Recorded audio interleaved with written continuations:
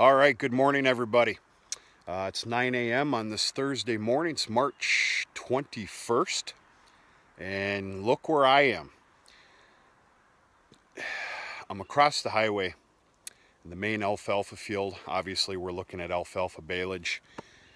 2 weeks ago, only 2 weeks ago, I don't think a big old John Deere 644, 625, I don't think it could have made it out here. Not a chance. You couldn't even tell that there was actually a line of balege out here from the road, which is, I think you can probably see it. This just kind of shows the amazing meltdown that we have been encountering, which is good. It's welcomed. I'd rather it now than a month from now.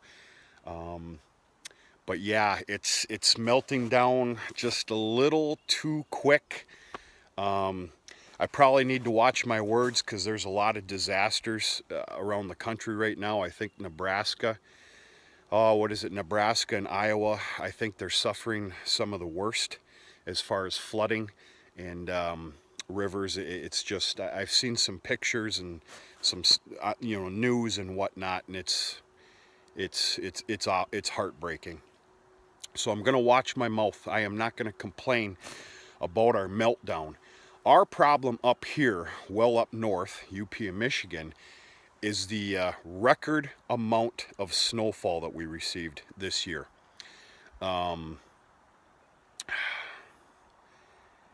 Yeah, the weather report looks good though.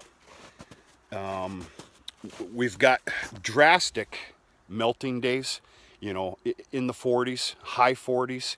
In the next week, look ahead, I think I even seen a 52-degree day.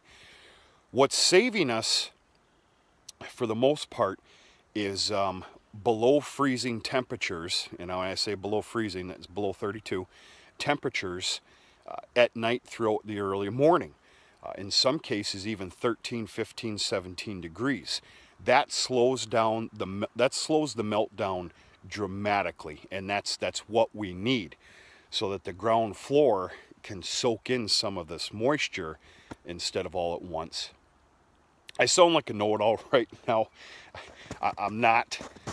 I think most of you can understand my language, but yeah, spring has sprung, and according to the future weather, I dare say spring is here to stay. I got a $100 bill. Well, I don't have a $100 bill, but $100 says we are going to get blasted again with some nasty weather, if not once, twice. But yeah, just a dramatic 2-week meltdown here.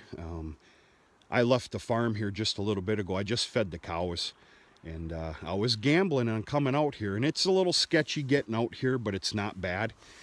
Right now, I don't dare bring a wagon out here for a load, so I'm literally hauling a single bale back to the farm. The rest of this alfalfa balege here, which there's probably about maybe, there's probably about 20 bales here. That is completely, solely, and fully reserved for the Heifer Lot. And I'm going to go back to my program of 1 bale every 2 days, regardless. I don't care if they chomp down a bale every, once a day. They're going to get a bale every 2 days, which means I have roughly 40 days worth of feed here for the Heifer Lot, obviously supplemented with dry hay. Well, I really hardly need 40 days worth of feed, because I'm here to tell you it's March 21st. I am kicking out the Heifer Lot into the cow yard April 15th. Hell or high water, no bones about it. April 15th, Heifer Lot introduced to the cow yard. Yeah.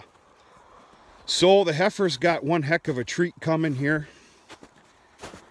They're barely ready to get a bale right now because they've got sufficient hay out there. But I tell you what, if I stack this stuff up over by the barn and they smell it, which they will, I'm going to have major problems.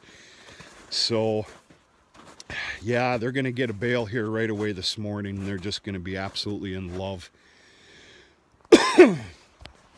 Speaking of hay, we're not altogether very confident.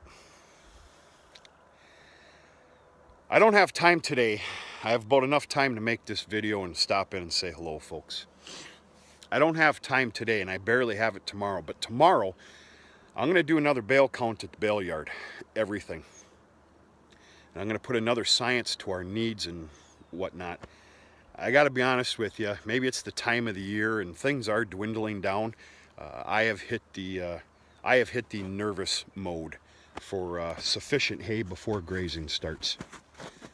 That might just be me, but you know what? I'd rather be a worrywart and be safe than the alternative. This is our brand new alfalfa seeding. This is about 24 acres.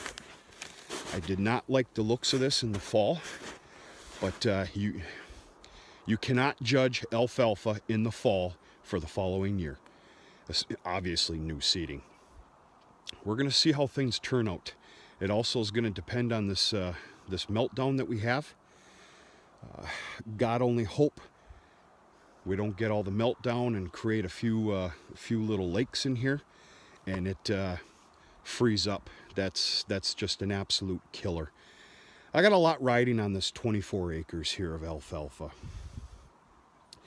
This field here is going to take place of this alfalfa stand, which has been standing for 5 years. I'm going to, I don't know what I'm going to do. It depends on the health of the new alfalfa.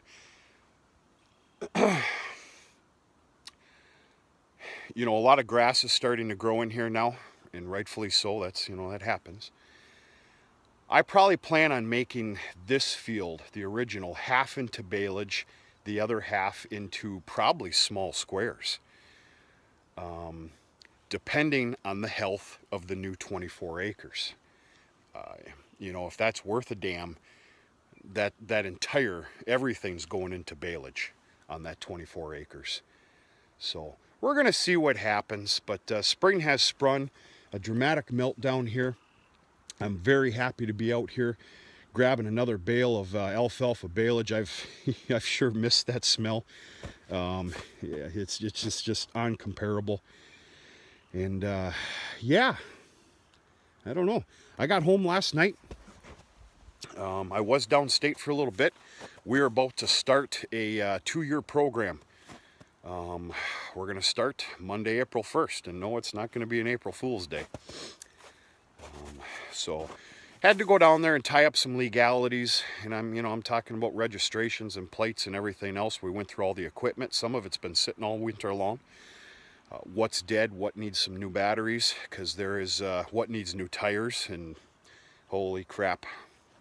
Yeah, it was pretty hefty, to be honest with you, but it's the price that's got to be paid, I guess. And so that we are completely and solely ready for April 1st startup, which is should be about a 2-year revolving contract of work.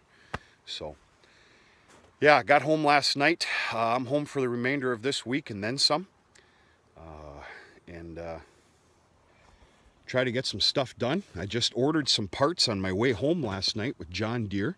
I will explain those as they come in. I'm going to be practicing quite a bit of uplifting and upkeep on some pieces of equipment this year, which you have to do. I'm speaking the obvious here, but we'll talk about those as those parts come in, and some other things to come. So I'm going to put on another video here this evening. It's going to be pretty short and sweet, but I got a little announcement to make. Nothing too big, but yeah, I gotta eat some words from a few months ago, and I'll explain to you my way of thinking, and taking the safest route. But that's about it. A good morning to everybody. Tomorrow is Friday, so keep on fighting the good fight, and we're going to talk to you sooner than later.